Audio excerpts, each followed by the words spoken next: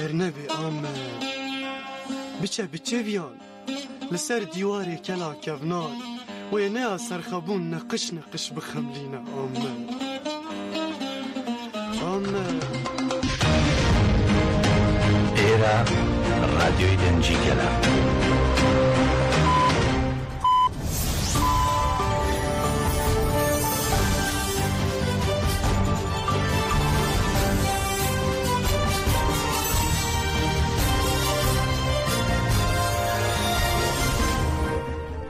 ئەم کاتتان باش بیسەرانی هێژان لە ناوەندی هەواڵەکانی ڕادیۆ دەنگی گەل بە یارمەتیاوکارانم گەشتی هەواڵەکانی ئەمڕۆ سێشەمبە 30 دەسەمبەرتان پێشکەش دەکەین. ئەمڕۆ دوایەمین ڕۆژی ساڵی 2024 و دوایین گەشتی هەواڵەکانی ئەم کاتژمێرەمان پێشکەشان دەکەین.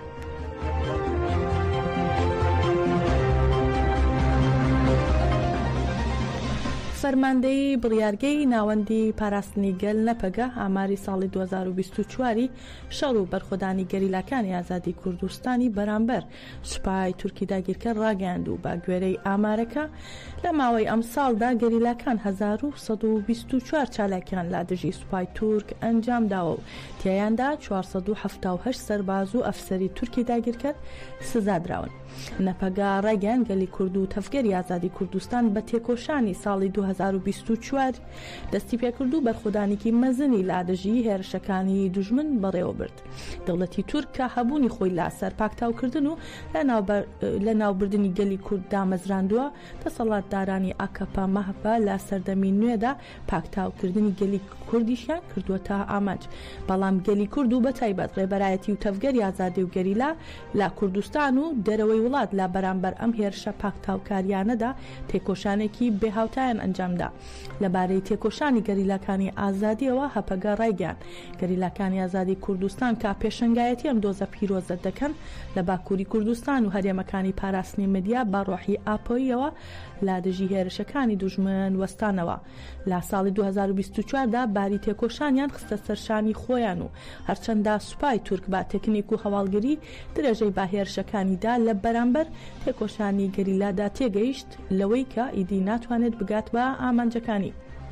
هەپەگە ئاشکرای کرد گەریلاکانی ئازادی کوردستان لە ساڵی 2024دا 18 فڕۆکەی بێفڕۆکەوانی پێشکەوتووی سوپای تورکی داگیرکردیان تێکشکاندووە و لە پاڵ ئەوەشدا با پەرەپێدانی تەکنیک لە ئاستە جیاوازەکاندا یەکینەی شەهید دۆخان زنار و شەهید ئاخین موش هەنگاوی گرنگ و سەرکەوتویان ناوە. ئەم هەنگاوانە دەرفەتێکی بۆ هێرشکردنە سەر سوپای داگیرکە لە ئاسمانەوە خوڵقاند و هەپەکە جەخت دەکاتەوە کە گەریلاکانی ئازادی کوردستان وەک چۆن باڕۆحی فیدایی ئاپۆیی پێشەنگایەتی ئەم دۆزە پیرۆزەی ئازادی دەکەن لە مەودوایش بەردەوام دەبن لا تێکۆشان و دەست پێشخەری بۆ شکستێنان با پلانەکانی دوژمن.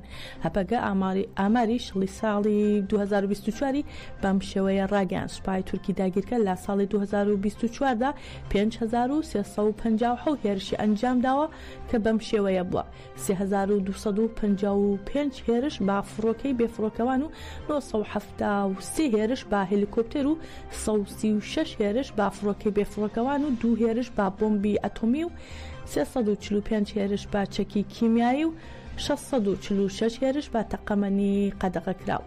لە بەرامبەردا گەریلاکانی ئازادی لە ساڵی 2024دا 99 چالاکیان لە ئاسمانەوە ئەنجام داوە کە بەم شێوەیە بوو 18 فڕۆکەی بێفڕۆکەوانی داگیرکەران تێکشکێنراوە و 23 چالاکی ئاسمانی یەکینەکانی شەهید ئاخین موش و 58 چالاکی شەکینەکانی شەهید دۆغان زنار ئەنجامیان داوە. هەر لە ئەم ساڵدا گەریلاکانی ئازادی کوردستان 1025 چالاکی زەمینیان ئەنجام داوە 229 چالاکی نیشانەشکێنی 409 چالاکی بەچەکی قورس و 302 چالاکی پێکدادان گورزلێدان دەستێوەردان و 62 چالاکی تەقاندنەوە و 13 چالاکی هەماهەنگی گەریلایی و 1 چالاکی هەڵکوتانە سەر دوژمن 2 چالاکیش هێرش بردن و 3 ئۆپراسیۆنی شۆڕشگێڕی و 4 چالاکی بۆ سەدانان.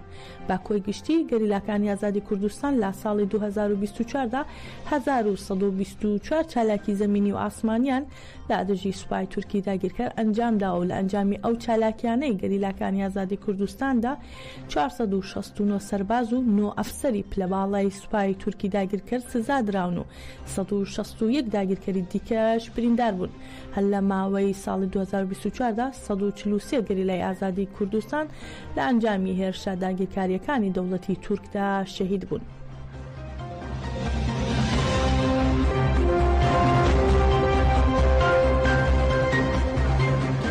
دەوڵەتی تورکی داگیرکەر و چەتەکانی باچڵی تۆپبارانی پردی قەرەقۆزاق و گوندی بیرهەسۆیان کرد. بە پێی هەواڵی ئاژانسی هاوار نیوز درەنگانی شەوی ڕابردوو دەوڵەتی تورک و چەتەکانی بۆ ماوەی چەند کاتژمێرێک پردی قەرەقۆزاق و گوندی بیرهەسۆیان تۆپباران کرد. سەبارەت بە زەر و زیانەکانی تۆپبارانەکەی دەوڵەتی تورک تا ئێستا زانیاریەک لە بەردەستا نییە.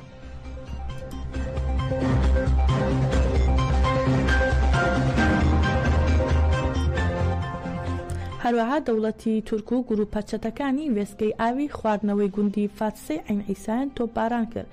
بە گوێرەی زانیاریەکان لە ئێستادا دەوڵەتی تورک و گروپە چەتەکانی وێستگەی ئاوی خواردنەوە لا گوندی فاتسە لە ڕۆژهەڵاتی شاری عین عیسایان با چەکی قورس تۆپباران کردووە.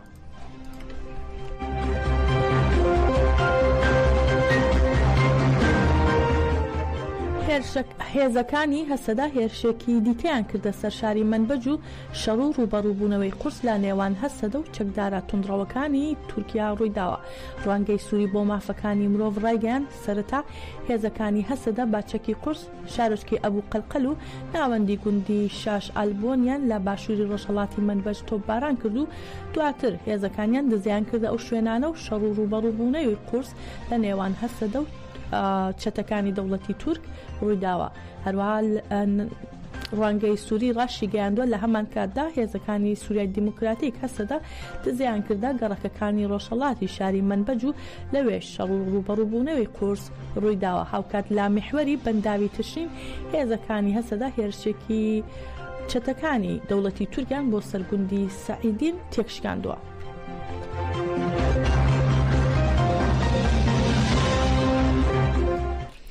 چالاکی ئشگیری دژی هێرشی دەوڵەتی تورک و گروپە چەتەکانی بۆ سەر باکوور و ڕۆژهەڵاتی سووریا لە ناوچەی پیرسۆسی ڕەحا بە پێشەنگایەتی پارتە هەریمە دیموکراتیکەکان دەبەپە و پارتی یەکسانی و دیموکراسی گەلان دەم پارتی و هەروەها تەفگەری ژنانی ئازاد تەژا لەسەر سنووری کۆبانی بە بەشداری ئەندامانی پارت و ڕێکخراوەکان لە ڕۆژی هەشتەمینیدا بەردەوام بوو. نوێنەری ناوچەی خانە ئەخباری ڕەزوان ئۆنجل ڕاگەیاندراوێکی خوێندەوە و ئاماژەی بەوە کرد پێش 10 ساڵ لەسەر سنووری کۆبانی بوون و وتیشی بۆ ڕێگری لا کۆمەڵکوژی لێرەین و بانگەواز لە هەمووان دەکەین بۆ بەشداربوون لا ڕێوپێوانی کانونی دووەم لە پیرسوس. پەرلەمانتاری دەم پارتی فەرید شەنیاشاریش پشتگیری بۆ گەلی کوبانی دووپات کردەوە و جەختی کردەوە دەبێت چەتەکانی دەوڵەتی تورک لە ڕۆژاوا بکشێنەوە.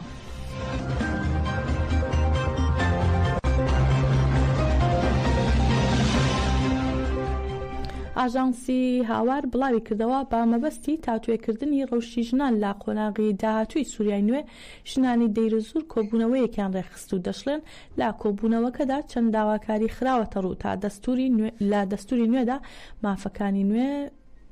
مافەکانی ژنان مسوگر بکرێت. ئاژانسی هاوار سەبارەت با کۆبوونەوەی ژنان لا دەیرەزوور کە لەلایەن کۆمەڵی ژنانی زنوبیا و کۆمسیۆنی ژنان ڕێکخرابوو ڕایگەیان با مەبەستی تاوتوێکردنی ڕەوشی ژنان لە قۆناغی داهاتووی سووریای نوێ بەگشتی و باکوور و ڕۆژهەڵاتی سووریا بە تایبەتی ژنانی زنوبیا و کۆمسیۆنی ژنان لە دەیرەزوور کۆبوونەوەیەکان بۆ نوێنەرانی دامەزراوەکان و لێژنەکان ڕێکخست. لە کۆبوونەوەکەدا چەند داواکاری خراوەتە ڕوو تا لە دەستوری نوێدا مافەکانی ژنان مسوگر بکرێت. هەروەها ئەنجامی کۆبوونەوەکە بریتی بوون لە ئاشتی و دادپەروەری و چارەسەری قەیرانەکان و بەشداری ژنان لە داڕشتن و نووسینی دەستوری نوێی سووریا و دەستەبەرکردن و پاراستنی مافەکانی ژنان. هەروەها دەشڵێن بڕەودان و چالاکردنی ڕۆڵی ژنان لە هەموو بوارەکانی ژیان و پێویستی با نوێنەرایەتی دادپەروەران و یەکسانی ژنانە بە تایبەتی لە پۆستەکانی بڕیارداندا کارکردن بۆ کاراکردنی سەرجەم بڕیار و پەیماننامە نێودەوڵەتیەکانی تایبەت بە مافەکانی ژنان و کۆتایی هێنان بە هەموو دەرکەوتەکانی توندوتیژی دژ بە ژنان.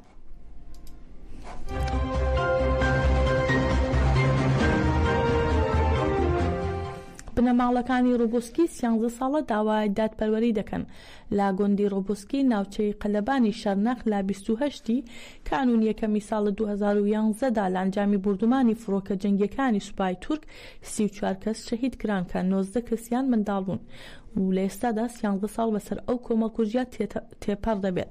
بەرپرسانی حکوومەتی ئەو کات و دەستگاکانی ڕاگەیاندن هەوڵیاندا باوتنی ئۆپەراسیۆنێکی ڕوودا و ڕێککەوت بوو کۆمەڵکوژیەکە پەردەپۆش بکەن و هەرچەند کاتێکی زۆری بەسەردا تێپەڕیەوە بەڵام بکوژ ئاشکرا نەکراوە.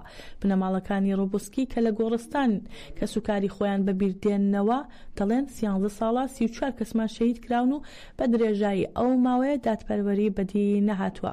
یەکێکی تر لا بنەماڵەکان دەڵێت تەنها داواکاریمان ئەوەیە بکوژانی ئەم کۆمەڵکوژیە ئاشکرا بکرێن و ئێمە 13 ساڵە جگەل لە دادپەروەری هیچمان نەوتووە بەڵام هەرچەندە کاتێکی زۆر تێپەڕیوە هێشتا دادپەروەری بۆ ڕۆبۆسکی بەدی نەهاتووە.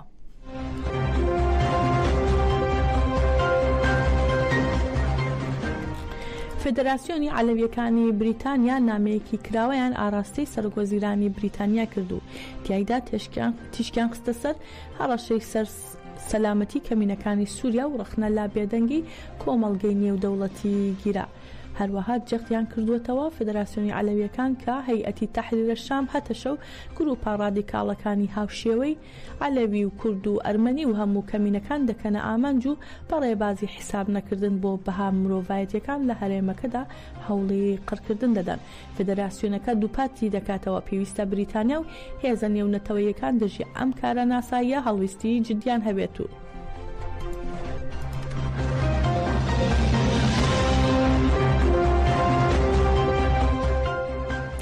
سەرۆکی هاوپەیمانی دەوڵەتی یاسا نووری مالکی سەبارەت بە دۆخی سووریا و پرسی هێزەکانی هەشتی شعبی بۆ میدیاکان دواو دەڵێت بە هیچ شێوەیەک دەستێوەردان لە کاروباری ناوخۆی سووریان ناکەین و ڕازی نابین دەستێوەردان لە دۆخی ئەو وڵاتە بکرێت. لەبارەی هەشتی شعبیەوە دەڵێت هەشتی شعبی دامەزراوەیەکی فەرمیە و بەسراوەتەوە بە فەرماندەی گشتی هێزە چەکدارەکانەوە بۆیە هیچ پێویست بە هەستیاری ناکات لە دژی بە هیچ شێوەیەک ڕازی نابن هیچ کەسێک قسە لەسەر هەڵوەشاندنەوەی هەشتی شعبی بکات.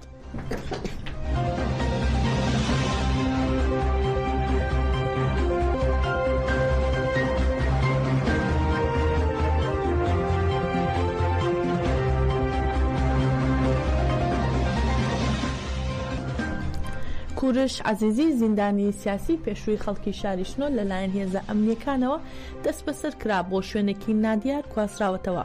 ناوبوار لە شوێنی کارەکەی لەلایەن هێزە ئەمنیەکانەوە دەست بەسەر کراوە و دوای ئەوە هێزە ئەمنیەکان بە مەبەستی گەڕان و پشکنینی ماڵەکەی هەڵیان کوتاوەتە ماڵی سەرماڵی ئەم هاوڵاتیە.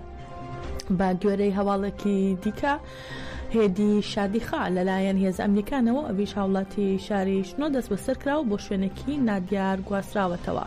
هەروەها هەل لەم پەیوەندیەدا ڕەحمان تابش هاوڵاتی شاری شنۆ ئەویش دەست بەسەر کراوە و تا ئێستا هیچ زانیاریەک لەسەر هۆکار و شوێنی دەست بەسەرکردن و ئەو تۆمەتانەی کە ئاراستی ئەم هاوڵاتیە کراون لەبەردەستان نییە.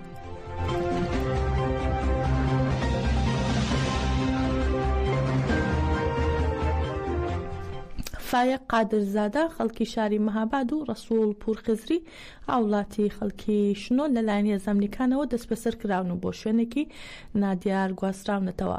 هەروەها لەلایەکی تریشەوە فەردی نووری و فایق ڕەشیدیان دوو هاوڵاتی خەڵکی شاری سەقز لەلایەن هێزە ئەمریکانی سەقزەوە دەست بەسەر کراون و بۆ شوێنێکی نادیار گواستراونەتەوە. گەشتی هەواڵەکانی ئەم کاتژمێرەمان پێشکەشکردن بمێنن لا خێر و خۆشیدا.